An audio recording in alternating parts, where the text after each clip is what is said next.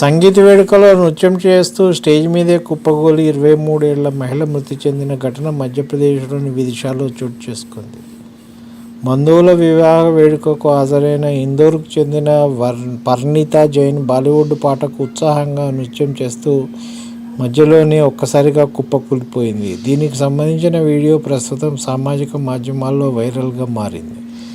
గుండెపోటు కారణంగానే ఆమె మృతి చెందినట్టు భావిస్తున్నారు. ప్రత్యక్ష సాక్షుల కథనం ప్రకారం విదిశా బైపాస్ రోడ్డులోని ఓ రిసార్టులో శనివారం రాత్రి సంగీత్ జరిగింది. వేదిక మీద చేరుకొని నృత్యం చేస్తున్న సమయంలో ఒక్కసారిగా వర్ణిత కుప్పకూలిపోయారు. వెంటనే ఆమెకు CPR చేసినా ఎటువంటి ప్రతిస్పందన లభించలేదు.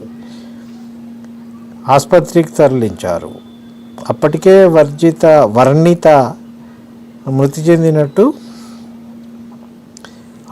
వర్ణిత మృతి చెందినట్టు వైద్యులు వెల్లడించారు. వర్ణిత సోదరుడు సైతం 12 ఏళ్ల వయసులో గుండెపోటుతో మరణించినట్టు సమాచారం.